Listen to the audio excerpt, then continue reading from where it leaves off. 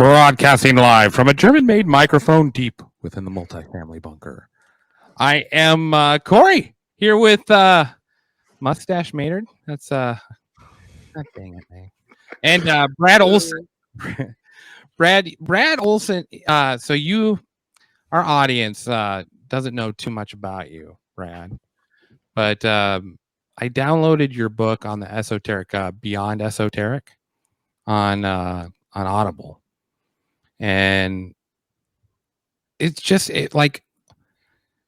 well, why don't you tell us a little bit about yourself? Because you've traveled a lot. I don't want to get too carried away, but you've traveled a lot and you've seen a lot of things. Like how did you start traveling? Like what made you decide to start this whole journey in the first place? Best intro ever. Just throw it. You do it. Well, yeah. Carry our show, please. Please and thank you. Yeah.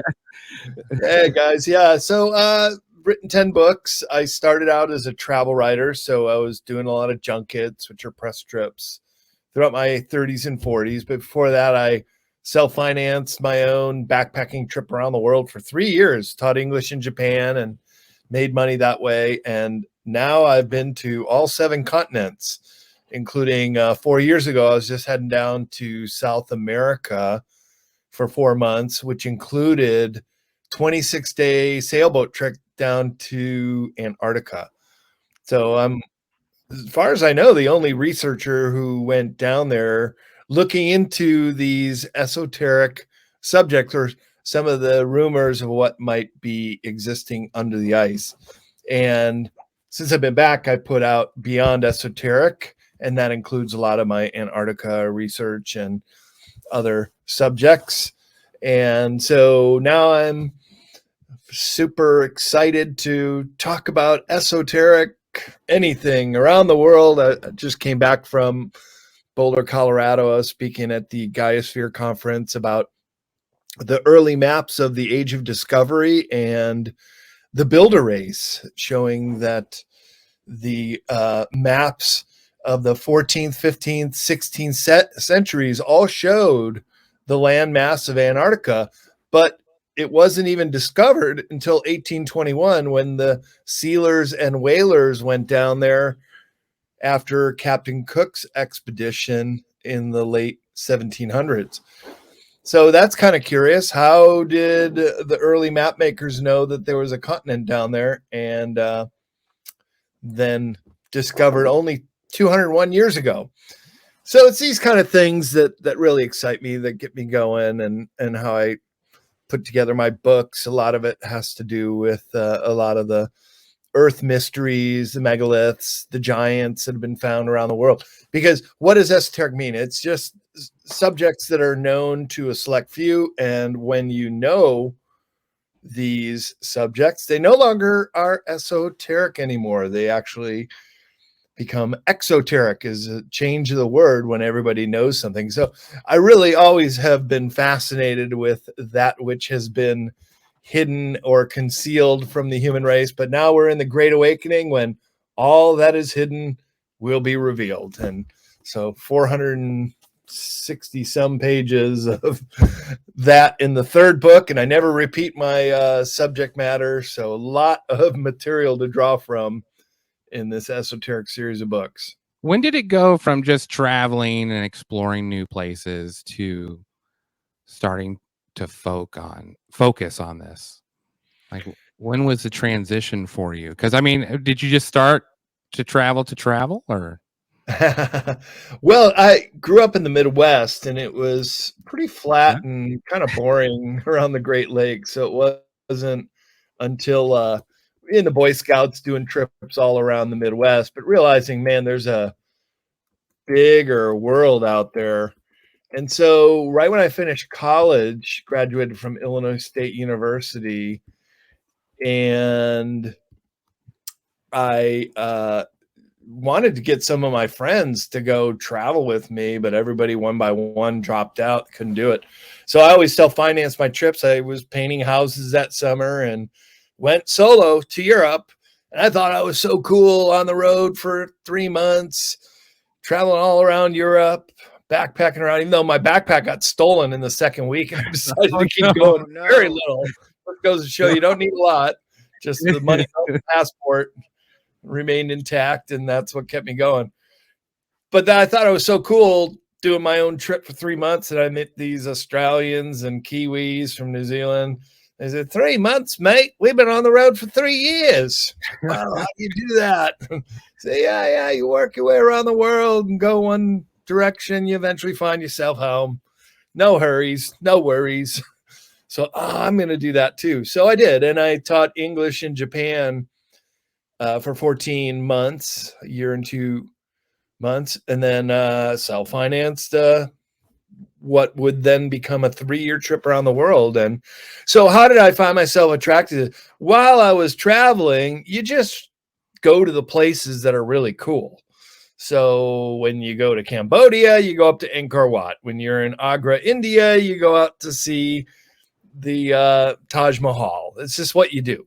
But going to these places, I did a series of travel books about sacred places around the world and in North America, and another one in Europe. And there's the covers on those. And even I started a book publishing business when I got back from that 3-year trip, and picked up other authors.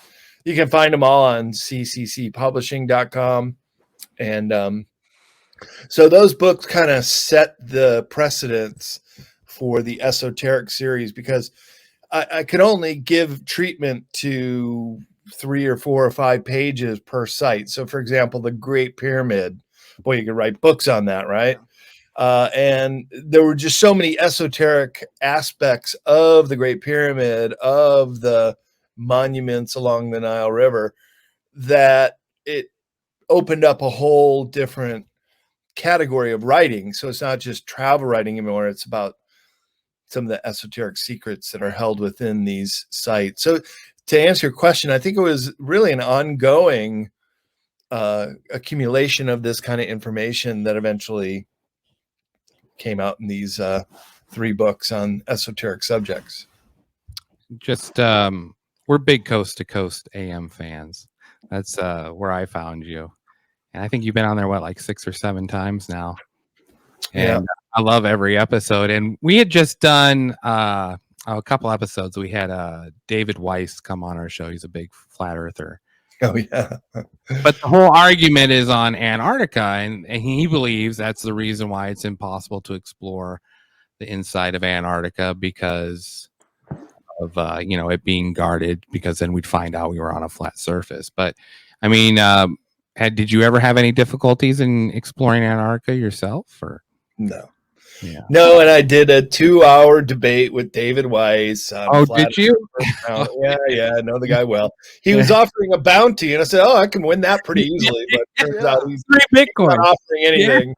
Because I'm sure I won that debate, because I've been to Antarctica and I set foot on it. There's no such thing as an ice wall. That's just the ice shelf, which could be mistaken if you don't know any better. But there is mountains there. I could even show you on my cell phone pictures from Antarctica and the continental landmass. So it's a total fallacy that this is a flat Earth. Sorry, people out there, but I've been around the world via the equator. I've been within a couple degrees of the Arctic Circle in Trondheim, Norway, and I've been within 1 degree of the Antarctic Circle 4 years ago. So I know it's colder when you go to the poles, and it's warmer on the equator. And I went around the world one way, and I found my way back, like those Aussies and Kiwis said. So it kills you, doesn't it? It's gonna break everybody's heart. I'm sorry. Yeah. But why Antarctica? What was your fascination with Antarctica? Well, probably just same as you guys. Just go down there and check it out. I mean, it's what a place. If I were to just sum it up in a few words, it's about as close as you can get to going to an alien planet like Europa, one of the moons of Jupiter, frozen ice planet, that you could go anywhere else on the world. It's unlike any other place. And as I mentioned, I've been to all 7 continents, and the planet is essentially an ocean planet. I think we lose sight of that because we're always on the land, but the surface of Earth is 71% covered in water, and Antarctica is covered in 99% ice. So it's quite unlike anything we're used to. And then to see how very, very few people have even been there, or let alone stay there over the cold season. For example, right now, they're just coming out of their winter. So it's spring down there. Of course, round Earth, you would say that there are seasons on the two hemispheres. And so in the southern hemisphere, they're coming out of their long winter, and there's only 1,000 people on the entire continent of Antarctica. So it's really a devoid, empty place down there. And it was quite fascinating to see that. And at times not coming across another boat, or we were going to different research stations. Just, it was a very rare occurrence to see any sort of human activity or human settlements down there. It's quite a desolate continent. What type of research were you looking for? Well, I went down there to do kind of the heavy lifting and just poke around and ask questions. And so everybody I talked to, from the research stations to even the head of the Palmer base, and at the yacht club in Ushuaia, Argentina, where we got passage to go, I went there for New Year's Eve and was talking to other sea captains that were going down there before we went. And my questions were simple. Do you know anything of a paranormal aspect, UFO sightings, massive craft under the ice? Supposedly there are 3 massive UFOs down there that have been known about by our intelligence agencies since at least the 1970s, and they've nicknamed them Nina, Pinta, and Santa Maria. And so any kind of clues on where they might be, and if we might be able to find a way to go down there and check them out and this and that, or the pyramids poking their way through the ice. And there are 3 known pyramid fields. Really? Yeah. So just trying to get any kind of intel on that whatsoever. Routinely, the answers came back, no, we don't know. No, I've never heard of that. No, I can't help you there. But once I got down into Antarctica, some of the personnel started to open up. One guy on an Argentinian base said that there was another base not too far from the German claim of New Schwabenland. They have another Argentinian base called Belgrano 2. And on that conversation, he said that there was a UFO sighting just a few weeks before. Now, here's some pictures of Antarctica and Beyond Esoteric. Here's one of the possibilities of one of these massive craft under the ice.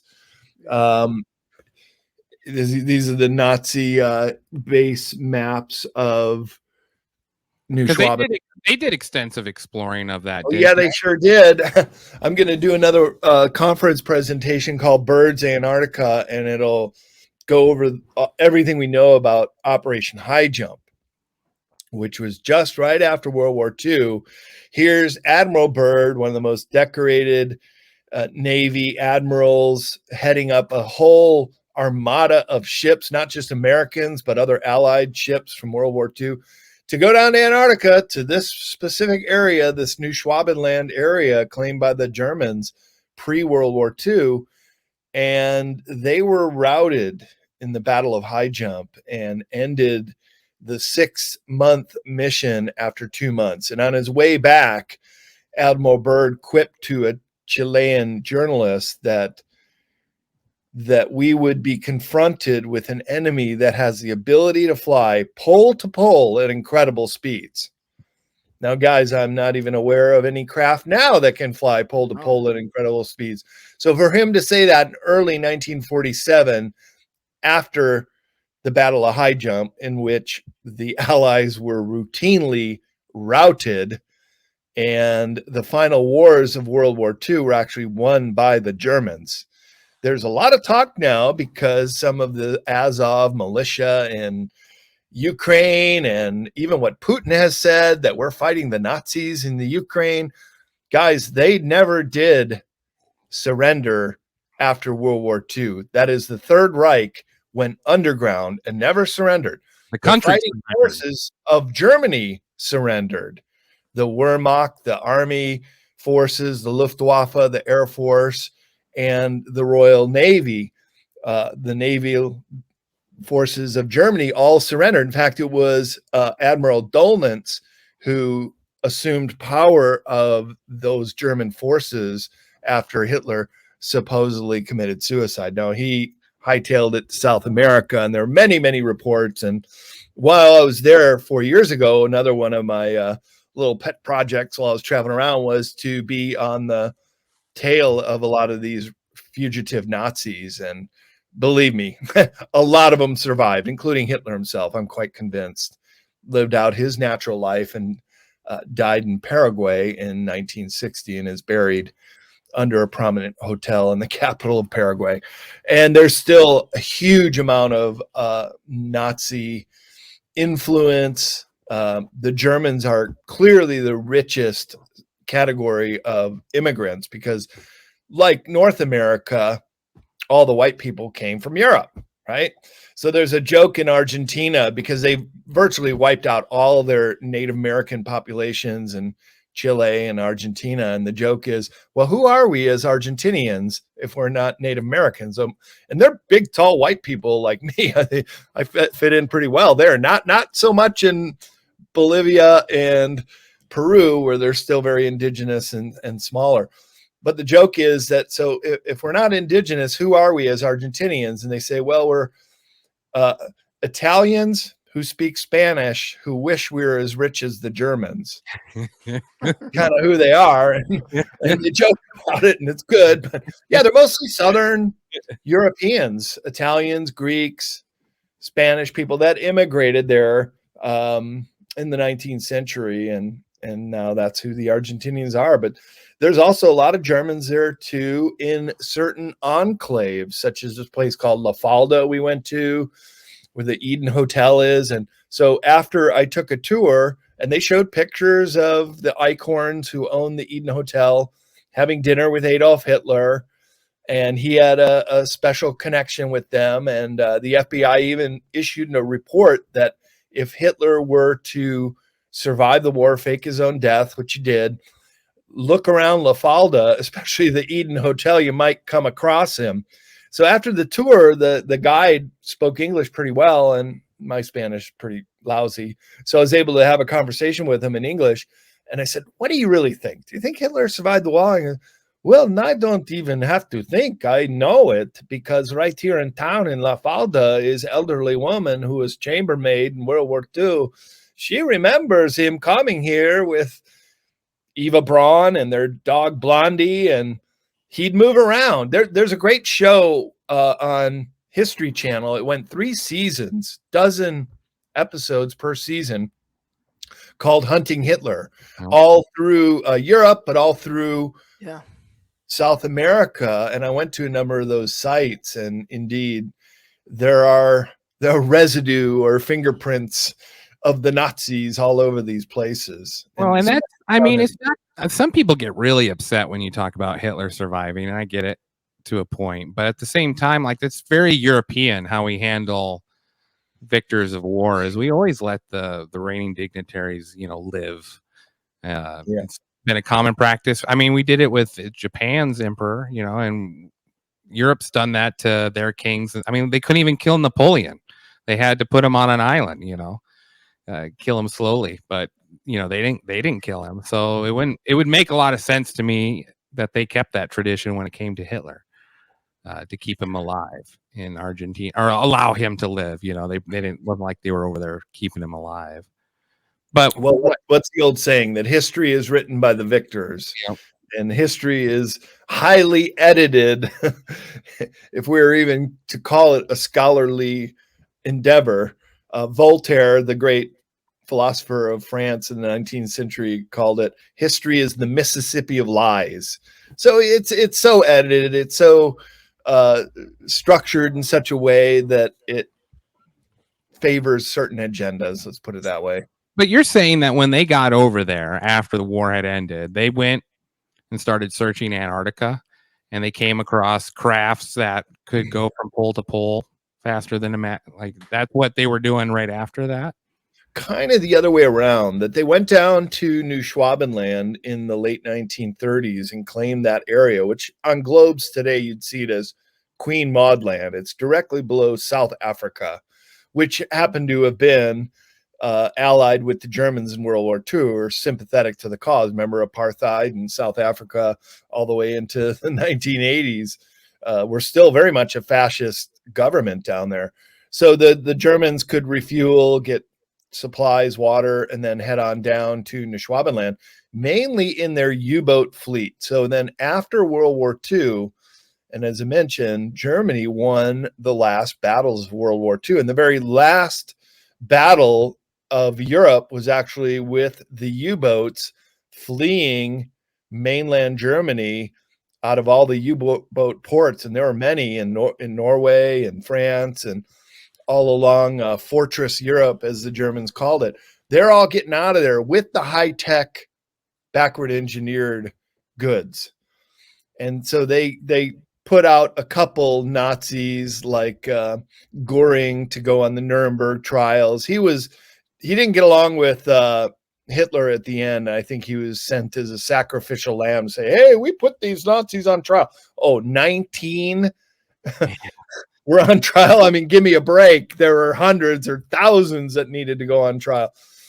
A lot of them came over to the U.S. in Project Paperclip, such as Werner von Braun. So they gave him a couple little nuggets, but it was known that Werner von Braun and Hermann Oberth, who came here to start NASA, they were loyal to the Nazis the whole while, and they were passing attaché cases because they had a diplomatic immunity, communicating with the South American and Antarctic Nazis. So a lot of the technology went south, not just Antarctica, but Antarctica had its problems because it is hard to exist there, although they were looking for underground bases in New Schwabenland, and they did find them, indeed. In fact, one of those maps I just showed you is of the U-boats being able to navigate underneath the ice and finding what Admiral Dolan said in 1943, that we've created an impregnable fortress for our Führer in this kingdom of ice, which, well, could be Greenland, it could be the Arctic.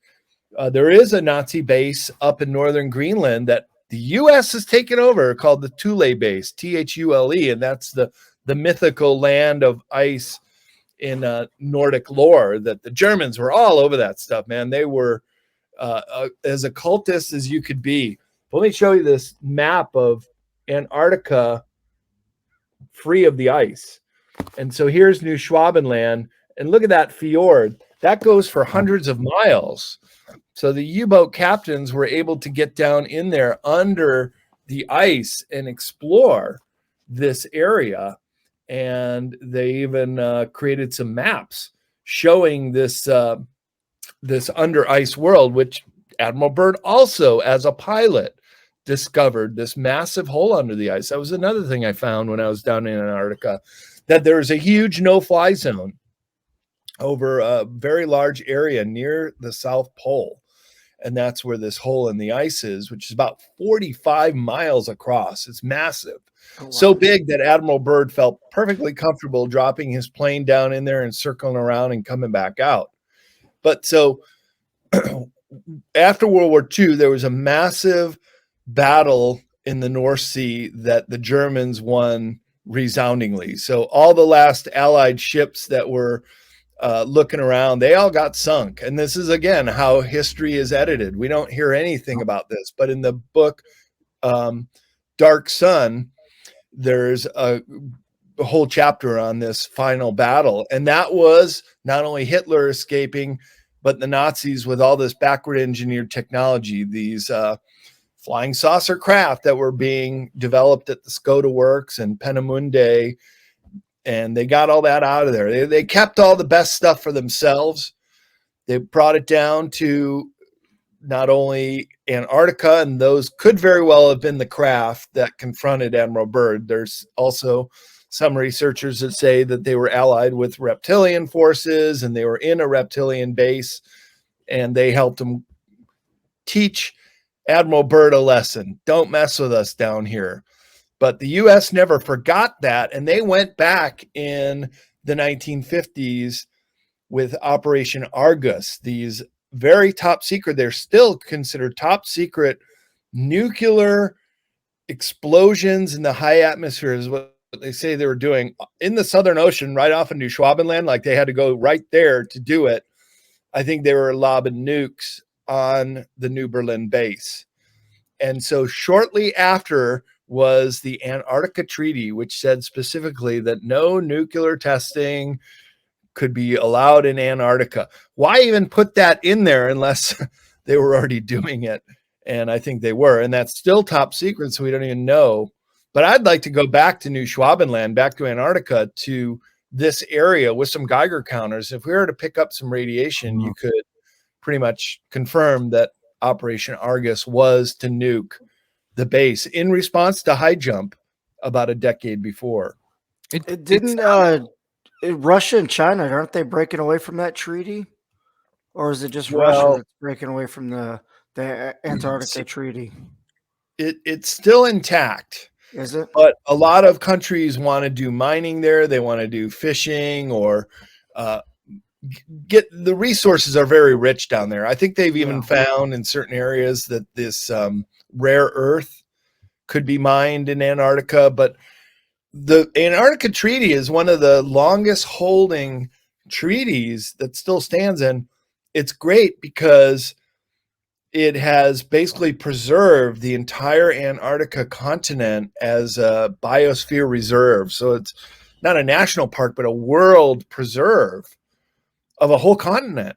And so it's very good to keep that kind of treaty going. But a lot of them are claiming different territories or going down there to try to harvest or mine when they shouldn't be. And China and Russia are kind of leading the way.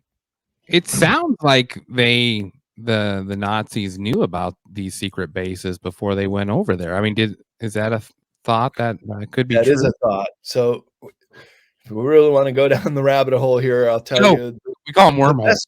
The wormhole, yeah.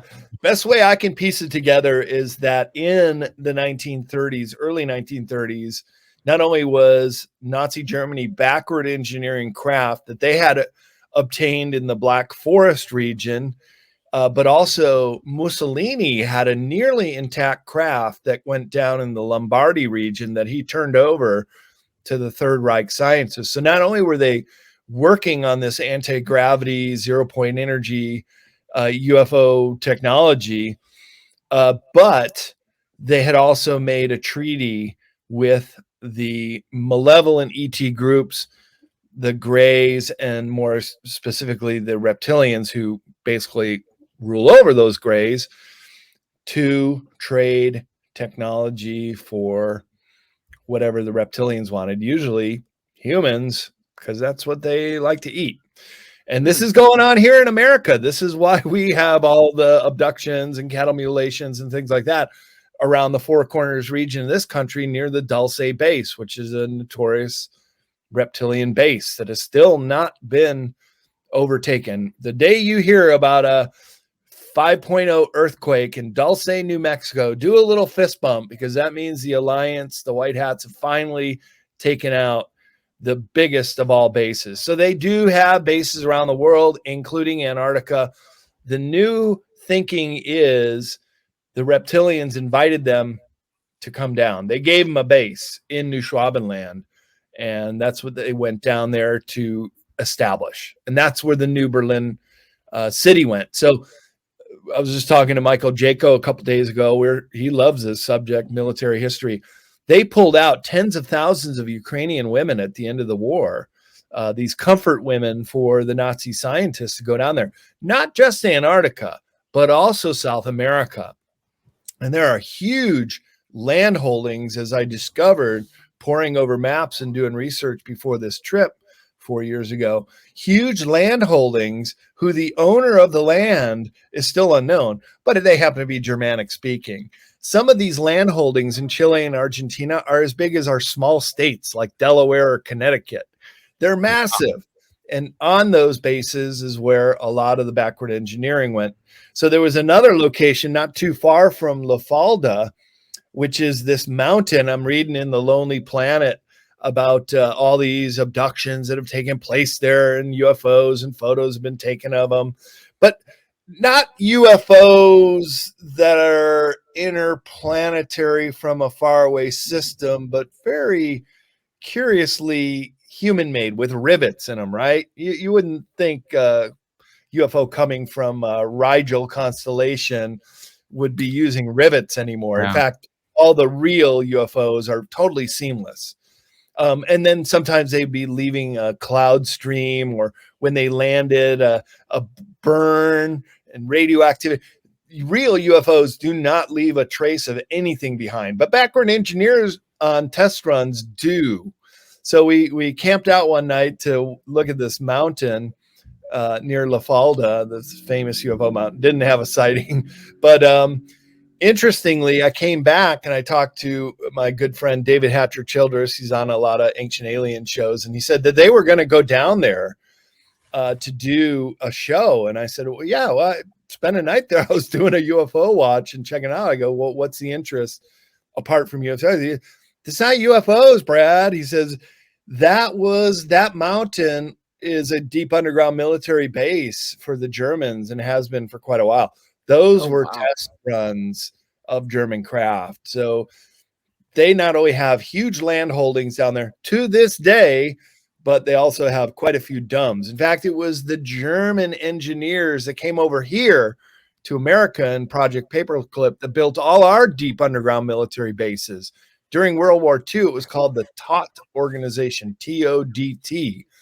And that was named after one of the chief engineer. He died in the war, but his ability to make this kind of certain kind of concrete, and then the subterraneans, now they're atomic fired subterranean. Some of them are 10 stories tall, and they're nuclear powered, meaning so they don't need a power source. They can just burrow through the rock like a mole, and they heat up the rock so hot they just basically melt it, and the word is vitrification, and it leaves this perfect sheen of melted rock where these boring machines go, and they just keep going and going and going because they're nuclear powered. So these kind of technologies came over from Nazi Germany, and now in this country we have over 130 known underground bases, and some of them are starting to get taken out. And that's a good thing because these were all held by the deep state. Here's a subterrane. That's what they look like, these massive boring machines. Yeah. A little closer. And then I'll show you some of the maps of the U.S. These are all those circles are dots where prominent bases are. These deep underground military bases. I think I might have one more map here. Yeah. One more showing the rail system. So all these lines is underground. You have trains that can travel at Mach 2 speed. That's twice the speed of sound. So you can literally go through this underground network train system cross country in just an hour or two if you're not making connections in New Mexico. That's like the Swiss cheese of deep underground military bases are all over the place. But even out here in California where I'm at, quite a few, especially in the Mojave Desert area of Southern California, quite a few deep underground military bases there. These I mean, I sort of want to go back to the Nazi party and their obtaining this type of engineering. And as they were trying, I mean, was it purposely given to them, or did they stumble across it, do you think? Or how did they get access to this? Yeah, great question. It actually goes back a little bit further to just after World War I. And there was a group of psychic women known as the Vril Society, VRIL. And Vril is a name that the Nazis gave to several different things. One, it was this energy source, like the ether that they were tapping into. They also named a fleet of their UFO craft, the Vril craft. But the Vril Society was these women who grew their hair very long. Maria Orsic was one, and another named Sigril, and they were psychic. So right after World War I, when Germany was reformulating their country, it was actually the most technologically advanced country in the world. And perhaps the Aldebarans thought that this technology could be used in an application of peace. So they started to telepathically transfer the blueprints for not only free energy, but for flying discs and for other very advanced technological blueprints that the Third Reich engineers could then use and backward engineer that way. So how the technology came to the Germans was first through this Vril Society, and there was another group called the Thule Society. There's that word again. And they were Heinrich Himmler, big part of Thule Society. Hitler himself was part of the Thule Society. Rudolf Hess, the deputy Führer, was also part of it. And so they had this incredible association with everything the occult. And then through the occult and mediumship and seances and so forth, they became acquainted with some of these malevolent ETs, much in the same way that Aleister Crowley said that he was communicating with an entity he called LAM, L-A-M, which looks just like a gray alien. He did drawings of it that I have in my book, Modernist, Tarek. We did a story on Crowley and how the hotel where he was anointed as the Hermetic Order of the Golden Dawn, I think it was what they were called. They had a sister hotel and that they built in LA called the Cecil Hotel, designed the exact same way as where he was made Grand Master. And that disappearance of that girl, Elisa Lamb, and how the person Aleister Crowley had, that was like the top evil spirit, wasn't it? The representative was Lamb.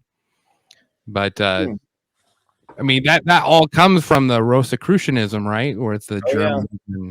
So all that stuff, that's all occultic, esoteric knowledge. The Germans were out doing archaeological digs, just like in the movie Raiders of the Lost Ark. Remember when they found the Ark in Egypt? They were down in Egypt. They were down in southern France looking around for stuff. One of the very first things that Hitler did when he annexed Austria in the late 1930s was he went into the History Museum in Vienna, Austria, to get the Spear of Destiny, which has not been recovered since. Some people think it's still down in Antarctica, that they took a lot of those artifacts out of Germany. What? The spirit of what? It's the Spear of Destiny, the spear tip that pierced Jesus Christ when he was on the cross. And Hitler and Himmler, the occultists in the Third Reich, they thought no army could be defeated if they had the Spear of Destiny.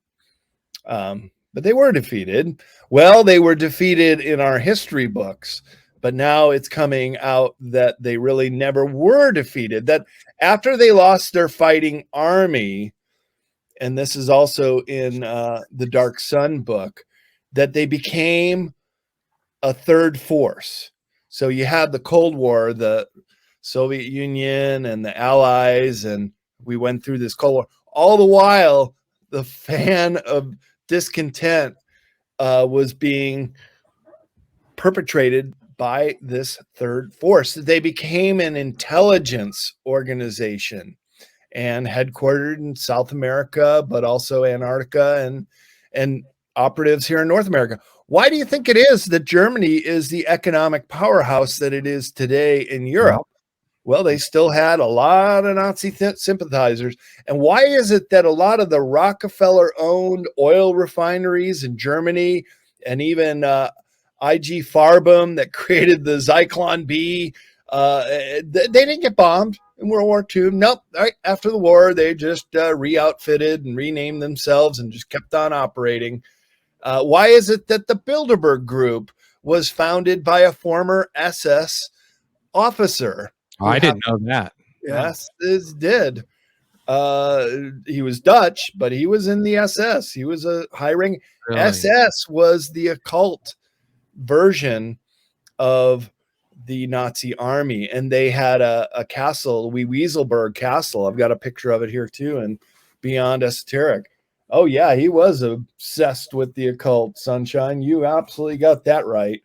And this is the kind of history that got edited out. So we were not allowed to know much about the real history and the real reasons that, by the way, there was another group after the Thule Society called the Anunnaki Society. And I also outline that in Beyond Esoteric. They were the only modern group that was supported by the government and paid for by the government who was involved with occult research.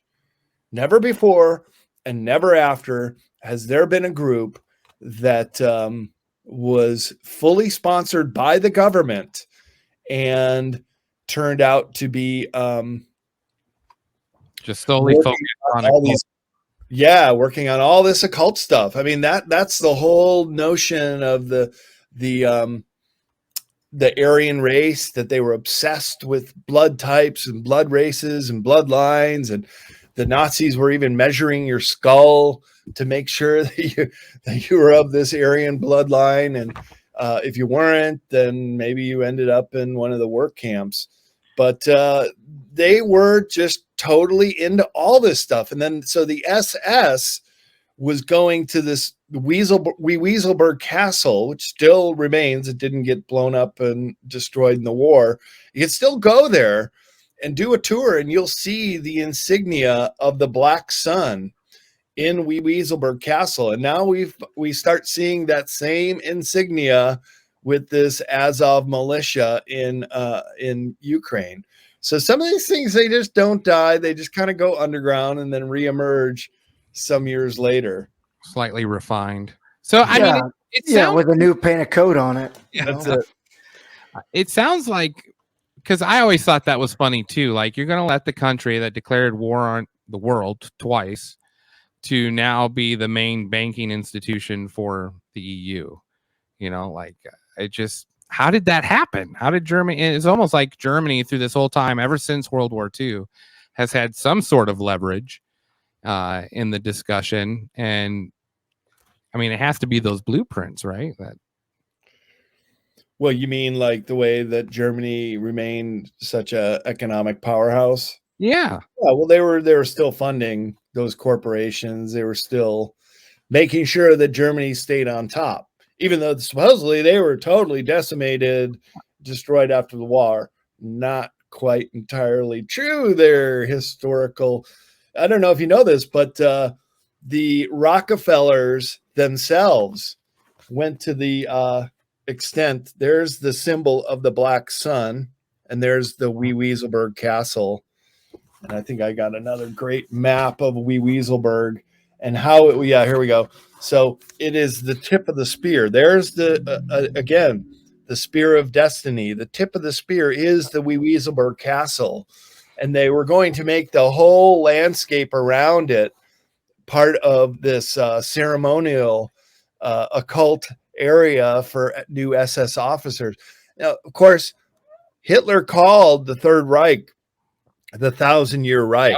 Yep. They had plans for all of Europe to be under their influence, and Berlin was going to be this master city. Albert Speer was the architect putting it all together, and Himmler was creating this whole greater Wieselberg Castle area. I mean, they were fully vested in this whole notion that Germania would be 1,000-year rule over all of Europe. And we were very, very close to being German speaking here in America too. You know, they were doing test runs. They had developed the nuclear bomb first. And those scientists came over in Project Paperclip for the Manhattan Project. But just before the war ended, the Allies were very frightened of these wonder weapons that they had heard about, including these test runs. They went all the way over New York City they could have dropped a nuclear bomb. And had they been able to run their war efforts for another 6 months or a year, very well that they could have dropped the first nuke on New York City instead of Hiroshima, and ended the war that way and sued for peace and probably would have gotten it. So that 1,000-year Reich was very, very close to actually coming to fruition. Well, if the Nazi Party didn't get obliterated, which they didn't, like you said, Germany surrendered, not the Nazi Party. Yep.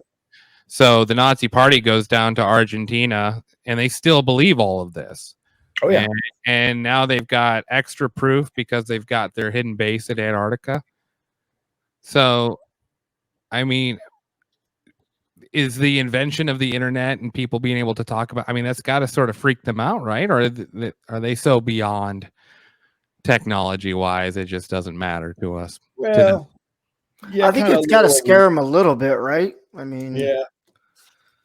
Here they are in the jungles of the Amazon. Yeah. Nazi guy died down there on an expedition. Very German. Yeah, they would have the sign there. That's 12. And here they are saluting to the Fuhrer with the Vatican. Well, we watched created the rat lines and helped all these fugitive Nazis escape. The Vatican did? Yeah. Yeah. Yeah, they're very allied. What was it called? The Hitler's Pope? There's a book about that. Yeah. I just showed a picture of him. Pope Pius, was he the third, fourth, something like that? He was all in on that. Oh yeah, they're totally in. The Catholics were thrilled. Yeah, we can get behind that. And you want to see a little Catholic influence with the reptilians these days? Here's good old Pope Francis on tour in South America. He's sitting there. Wow, what's that big thing behind him? Geez, doesn't that look like reptilian eyes? Yeah, it sure does. You know about the audience hall in the Vatican? Well, here's Pope Pius. Oh, the 12th. Yeah, he's so pious. Meeting with Hitler. Hitler's Pope. There he is, right there. Yeah. So the audience hall. I'll show you this. Man, all this stuff is just hidden in plain sight. You got to get this book, whoever's watching. This is the Beyond Esoteric book, right? Yeah. Yes, it is. I made the mistake of getting it on Audible, and I should have gotten a hard copy because that's like. Well, I think it narrated by me, the Audible copy. Yep. So I think you got Modern Esoteric. Oh, yeah. No, you're right. Yeah, this one I have not narrated yet. So. Yep. Yeah, that's the one I got. One is still. They're going to come out with it on Google Audio. Is doing all audiobooks, kind of like remember Google Books 20 years ago. We're going to just. They're shot at that. Produce all books. They're doing it with audios now too, and I did sign up Beyond Esoteric in that. It definitely seems like a book you want to buy, though. Yeah, so this one is sure. Because in the audio, you don't get the pictures or captions and I think it's hard for a lot of people to believe all this stuff too, especially like our audience. They're new to this type of stuff for the most part. And I love it because I think it's years of hard work on your end, just going to all these different places and exploring. I mean, it had to have started simply and then just gotten out of control quick. Well, I did the first two esoteric books originally came out in 2013, 2014, and I had a couple of leftover chapters that just needed a new home, basically. And then Beyond Esoteric took me 6 years to produce. So here's the audience hall in Rome. This picture here, well, there's the outside of it, which looks like the head of a snake. Yeah. Isn't that funny? Hidden right there in plain sight. And then when you go inside, that's what it looks like on the inside. Oh, that's wild. And then here's the Pope sitting in his audience hall. What the heck is that? Looks like Lucifer himself coming out of the fiery ashes of hell. Yeah, to speak through the Pope. So there is so much weird occultism that I put it a whole chapter called Vatican Nazis in the fascist section of Beyond Esoteric. That, yeah, you got to see the pictures because it does help aid the description in the book. When you see it, you can't forget it. That's the whole thing with going down this rabbit hole, is once you see it, you won't forget it. And it'll help people understand the kind of fascist nightmare that they're proposing right now with this whole great reset. And yeah, the Davos crew. I mean, the globalists are our real enemy here. Let's just call a spade a spade. We're up against this billionaire, even trillionaire class that's trying to lock us down in the worst form of fascism. We already saw what they're up to with this whole scamdemic, and now they're coming out with they will try again. I'm expecting a big false flag coming up in the October surprise here. They can't help themselves because they just feel they're superior. I mean, is that them being are they lizard people? Is that, I mean, why this feeling of control? Is it just power? Well, first of all, they want to depopulate the planet by 90%. It said right there on the Georgia Guidestones. We did a show on their intentions in plain sight. Yeah. They feel like if we're too stupid to not know what they're saying, then we get what they're given, right? Very true. And if we figure them out, then sometimes they'll come against us. But have you ever experienced anything like that? Any pressure? Yeah, man. I get censored all the time. I joke about it on Facebook. It's just a joke now. I didn't even know I'm going to get censored. No, but I've had my computer hacked. I even had my lawyer one time. Nothing would work. You type and it's gibberish. He did it and he got it too. So they've attacked me in many different ways. When I was doing my travel guides, nothing ever happened to me. I was getting along just fine. As soon as I get into these esoteric subjects, though, and start exposing their agenda, yeah, they've come after me in quite a bit. Yeah, they don't want that light to be shined so people can open up and see what's going on. You know, I mean, they'll do the revelation of the method, is what they call it, when they reveal themselves, such as in the Georgia Guidestones and so many other different ways. But what they don't like is when somebody helps them reveal the method, like I do and others. I mean, look, we lost Philip Schneider. I profiled him in Beyond Esoteric. William Cooper. These guys were all murdered. And you get a little too close. Look what they're doing to some of the doctors who are outspoken. Carrie Madej, they just downed her plane. Fortunately, she survived. But some other doctors, boy, they'll come after, not only just take their medical license away so they can't make a living, but you talk about it a little too much and they'll try to kill you. And all the doctors are saying they need special security details and stuff when they talk about this killer jab. And I think they think, the pharmaceutical company is a powerful entity. So yeah, it's so corrupt, but powerful. I mean, it's a powerful entity. That's the Rockefellers. And you look at, you can watch any of these news networks, and 90% of their ads are from those pharmaceutical companies. So that's not a good link. You're never going to get real news just watching news, because they're getting paid by the people who are making stuff. So why not? It's great. It's a big infomercial. Exactly. What do you think the culmination of all this work in Antarctica is going to bring about? Like, I mean, at some point they're going to have to show their cards, right? Or do you think they just think they can ride depopulation through in the shadows? Well, I do a talk called The Hidden Anomalies of Antarctica. In fact, I'm going to be in Orlando, Florida for the Spiritual Informers Conference in 2 weeks, giving this talk, and it will show it's not really much about my trip, although I'll show some pictures and images and a video from the trip. But it's to show that Antarctica is a very volcanic continent. It's the most volcanoes of any continent in the world. 91 volcanoes in Antarctica.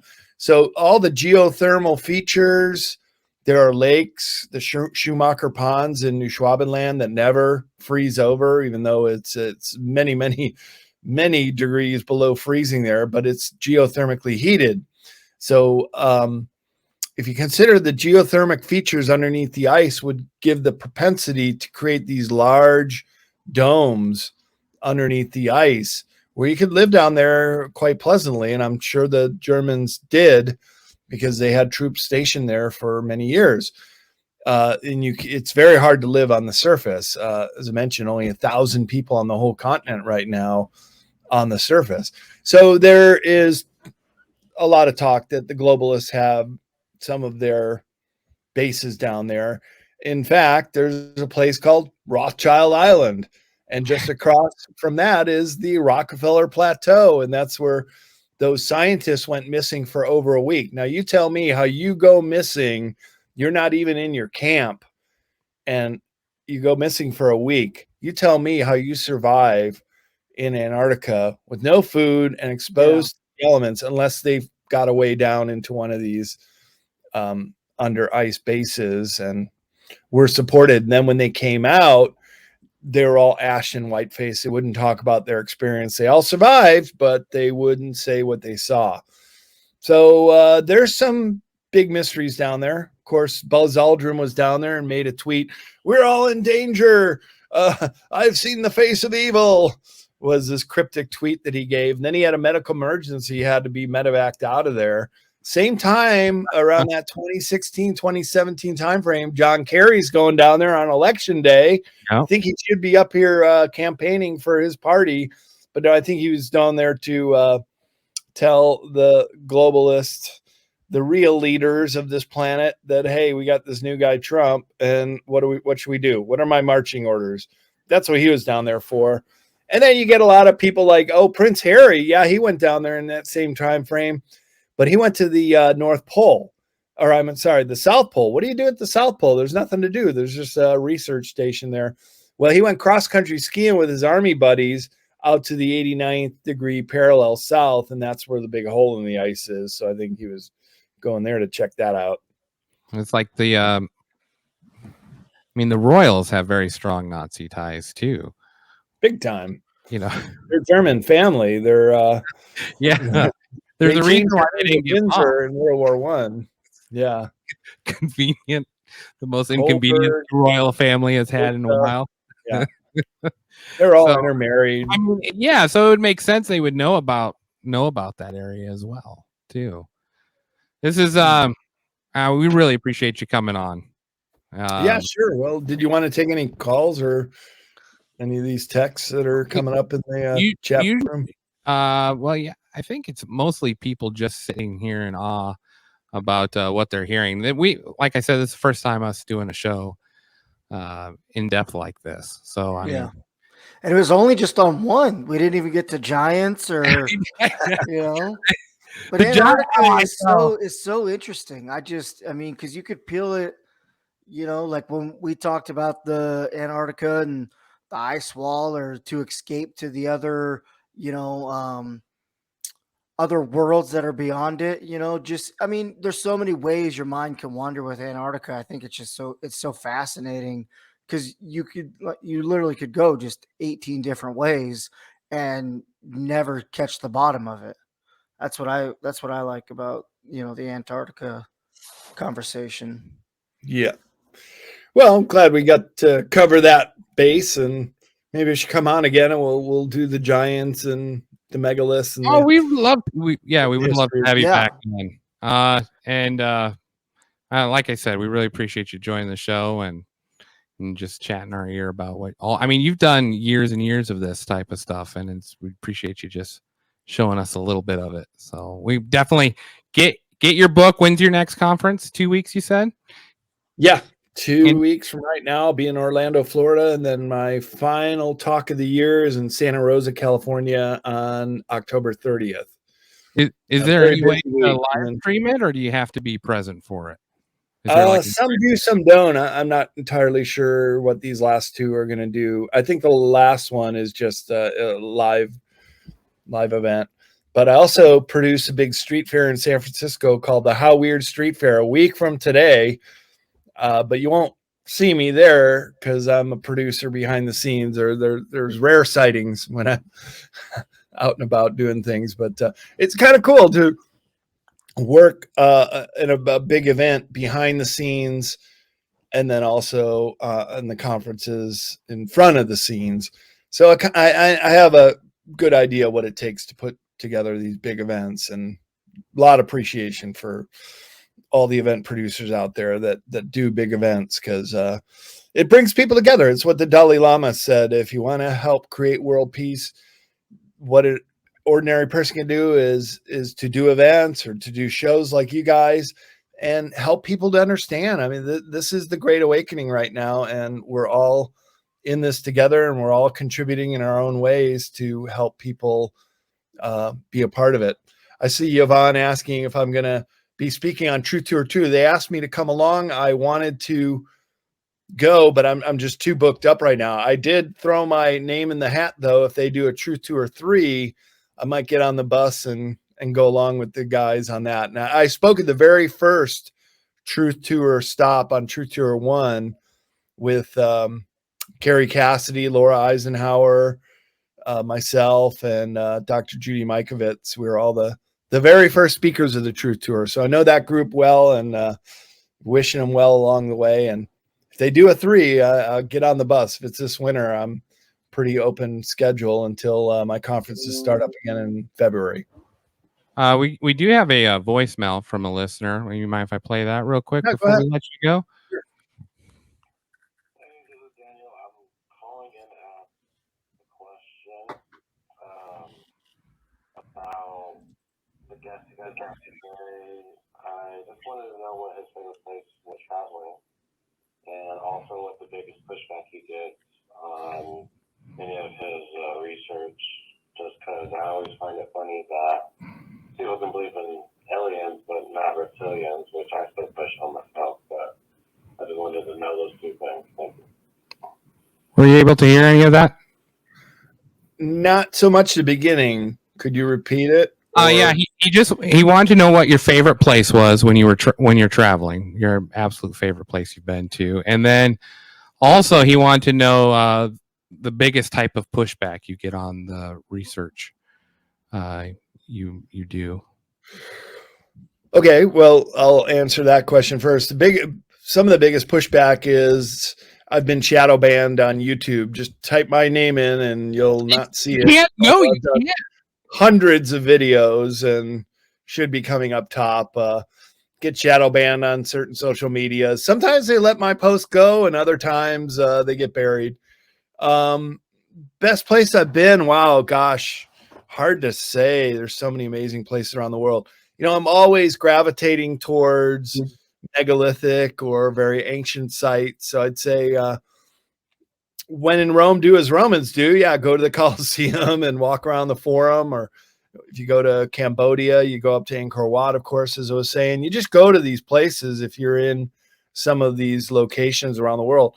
But they're even right here in our backyard. For example, my book, Sacred Places North America. In fact, that's what I'm going to be speaking on in the last October 30th at the Oakmont Symposium on Sacred Places North America. You'd be surprised.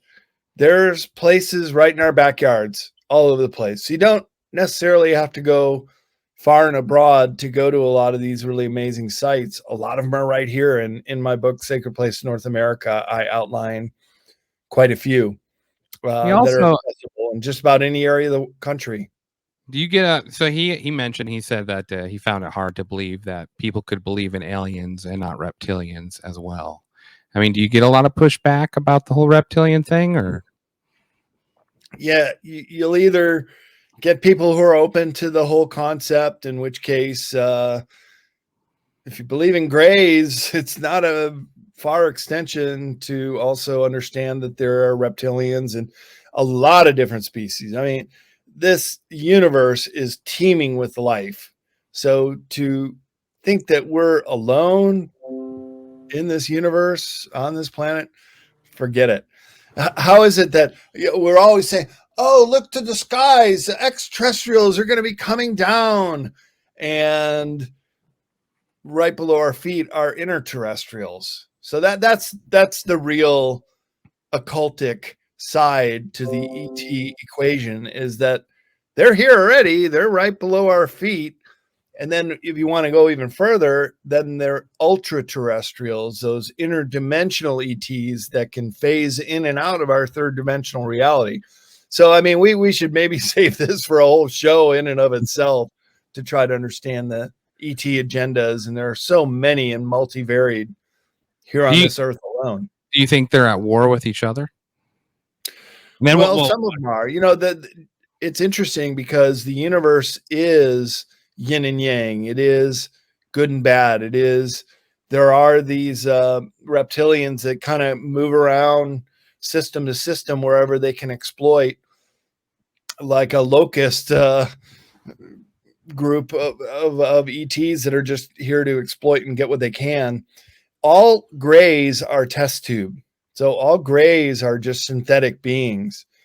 The reptilians are natural born birth, and they care for their own, unlike humans. But I think that's part of the manipulation that we've been under, is to fear each other, to war with each other, to not care that 1/4 of the human race is going to go to bed malnourished and starving tonight.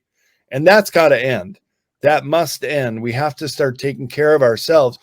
And then we can be acquainted with the benevolent ETs. And there are far more of them in the universe, but a lot of them take a hands-off approach. They watch with utter fascination what we're up to on Earth. I've often said this is the greatest show in the universe. What we're doing. Yeah. Jerry Springer of the universe. Well, yeah, because that was my thought was, it seems like we have to all come together to be the army to defeat, the bad out there. And it's like when we get so close to all uniting and coming together and putting all the differences apart, we become scary because we know that, we can sense the BS that they've been pushing down our throats and in our eyes forever. I just hope that at some point we can come back to that and we can all just, find that common ground and march on that forward, because I feel like that's what they don't want, that obviously, because if we do have that, we have that strength. And I mean, it just every day, it just feels like another way to, oh, you're going to hate this person and you're not going to believe in this. And it's frustrating. It really is frustrating. It is frustrating, but I think we're going to be able to rise above that. We've been held back. We've been, so much of who we are as humans on this planet has just been edited out, or we don't know. You don't know what you don't know. And there's so much about the human experience we just don't know, including our own human abilities. I call them superhuman abilities in the esoteric books. How is it that we're not activating our third eye and our chakra systems? And wouldn't it be great if in kindergarten we start to learn telepathy, and in first grade we start to activate our chakras? I mean, why aren't we taught what's really important, what really matters?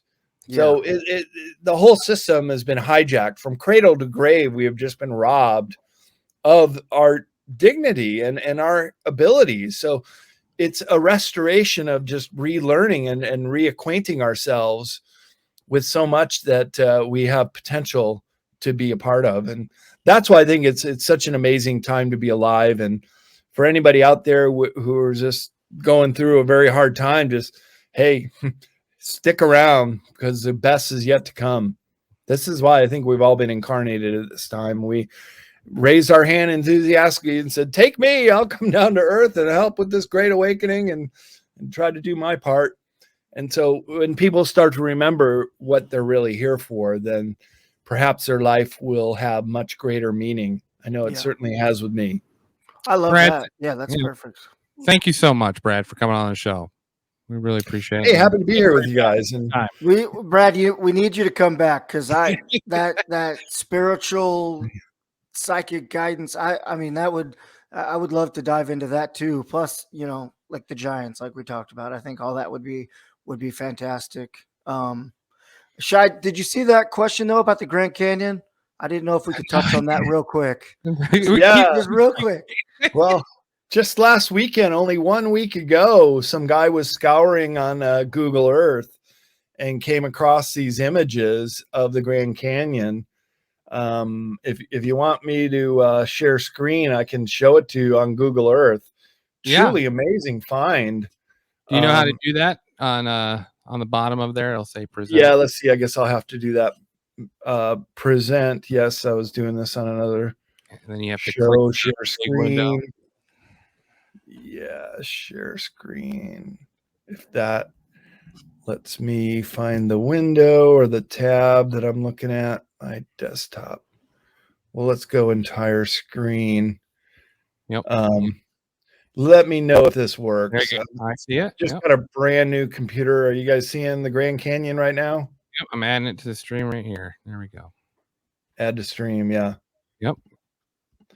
All right, cool. Well, here is Page, Arizona, the start of the Grand Canyon, and that big bend in the Grand Canyon. I'll just show you the Hopi Sipapu. This is kind of relevant because the Hopi people found this Sipapu is basically a rock formation in the Little Grand Canyon. This is the emergence point of the Hopi people, who are the ancestral Puebloan. My friend Clifford Mahudi, who just passed away a few months ago, he said that the Hopi, the ancestral Puebloan people, were all ancestors of the Lemurians. But in Hopi legend and lore, this is the Sipapu. This is where the emergence point of the Hopi people.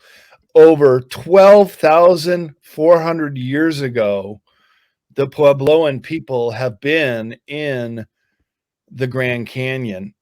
So there was this expedition in 1907 by the Kincaid expedition. And you can see that to get to this point, I've named it the Egyptian temple because I think it looks like Abu Simbel in Egypt. But the Kincaid expedition said they went up 45 miles. And my research friend Gary David, I first showed this to him. He said, yeah, he did the calculations. This is about 45 miles from the Grand Canyon.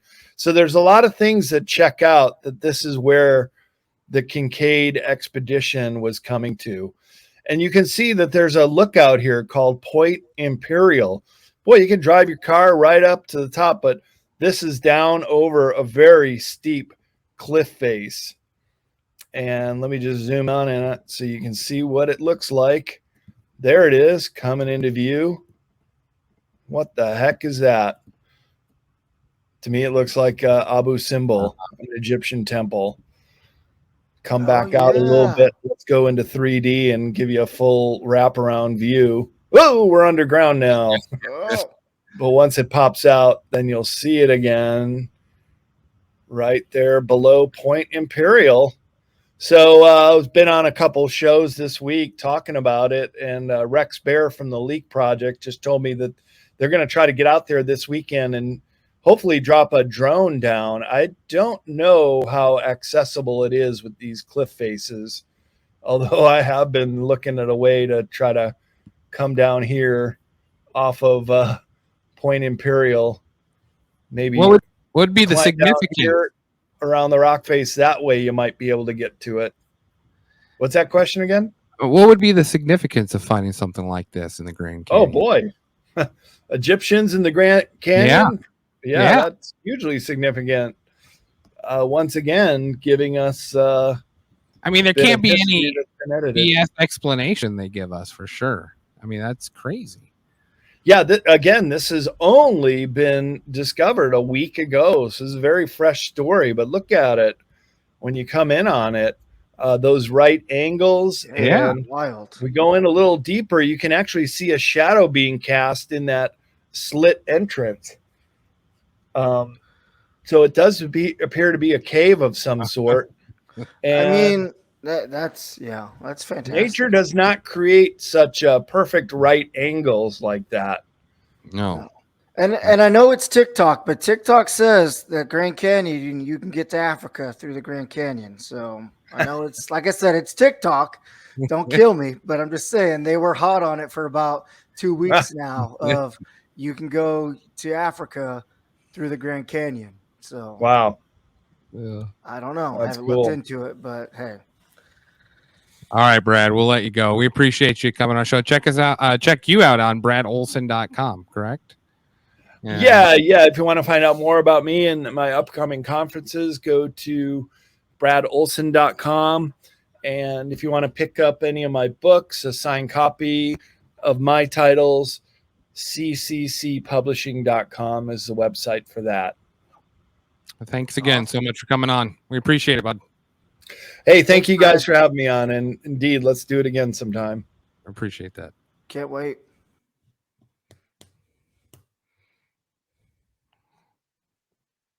That was awesome. That I can't believe was so cool. are 16 minutes into it.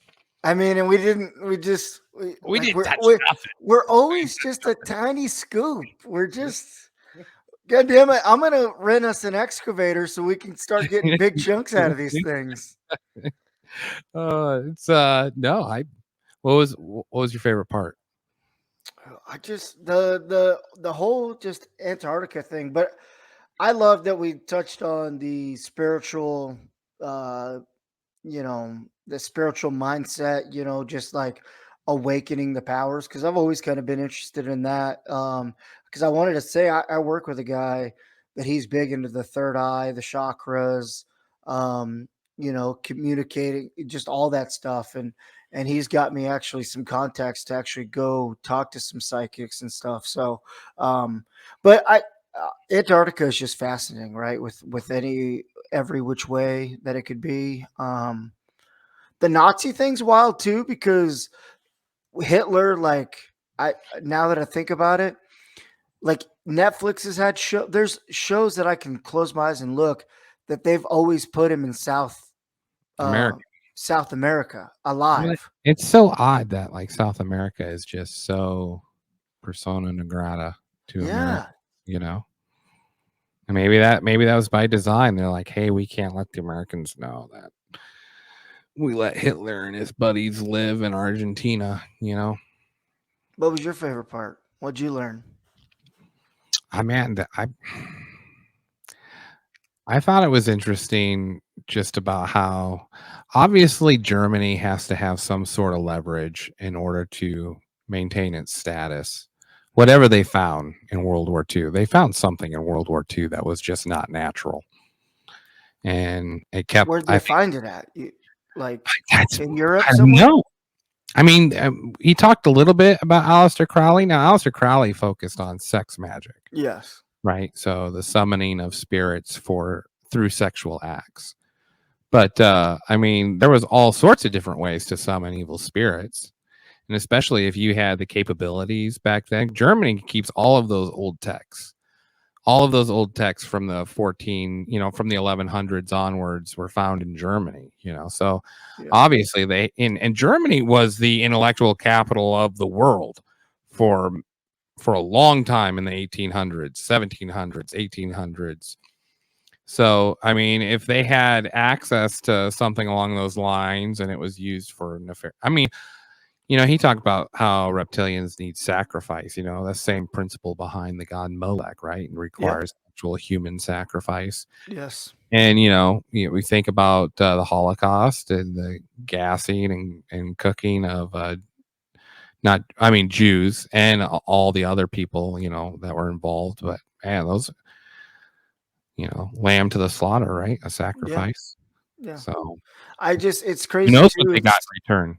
Yeah. I mean, I hate that and now that we get older, how just painted the history books and everything you learn in school is just this much, but it's probably just all not even close to being accurate or the truth. It's just what's kind of keeps everybody at bay, at what ease.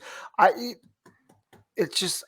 love that idea of it, because I would really love to know the short hairs of it all. But Well, and I mean that stuff makes sense, I guess, right? If you're using us solely for a resource, being viewed as a human resource, you yeah, only want to teach someone what they know enough to get things done for you, exactly. Yep. right? And then you let them squabble. Like, everyone talks crap about the Flat Earth Dave episode, but Flat Earth Dave did bring up an interesting point about money is used for control.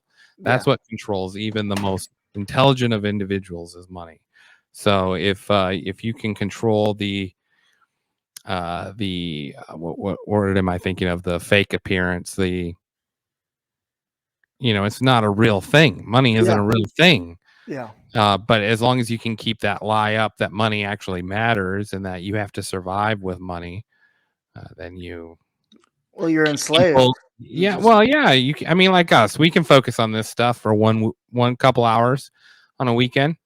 We couldn't spend all day focusing on this because we don't have the money. We got yeah. to actually work and do jobs, and Yep. so it keeps Come us Monday, current. we're back to the grind to make Yeah, sure we're not on the streets. Yeah. which and there's I don't know. It's just interesting. Like if the Nazi Party believed they were going to rule for 1,000 years, then what they don't talk about is that 1,000-year rule is based off of the Bible, right? So that Christ would come back and rule for 1,000 years, and the German Party were saying they were that, they were the country that was going to rule for 1,000 years. So it's pretty haughty of them. So whatever they had, I mean, a lot of that's ideology, but Germans are too logical, like they had to have had Yeah. something that made Concrete. them, yeah, that made Yeah. them feel invincible, Yeah. So anyway, But good show today, May. what is it? Yeah. Thanks, bud. Yeah. I mean, it was. You didn't want to talk. You just wanted to absorb and absorb. I mean, and I like I know, what said, a great guest, dude. Like, and we're yeah, just a couple of idiots from the Midwest, but I love talking to people like that because we've traveled, but I mean, we haven't been able nothing to even see close. things. Yeah, Yeah. see things he's seen, and I'm all about just letting someone talk, Yeah. explain what they're thinking about. Yeah. And I mean, too, like just the little speck that we went in, we could have him come back and come back and come back. And, because if you watch the other stuff he does, he goes on for a while. But I like that we got a nice taste and we could also bring him back to get more if we wanted. Right. Yeah. Yeah. And also too, I mean, like now it always happens. People have all the questions now for the next week they want to ask him. So we'll definitely try to get him back and see if he can answer some more questions about that. But super grateful. Check out bradolsen.com. Yeah. Brad Olsen. Fantastic. Check his books out. Yep. Yeah. Don't go audible. Bro, Don't go audible. I said the wrong name of the book too, like an idiot. Oh yeah, you read the The second middle to one. most recent. Yeah, Yeah. I read the middle one. I know. Oh well. Yeah. It was man, get the book. Absolutely. If I'd known there'd been pictures, look at me. I need pictures in my life.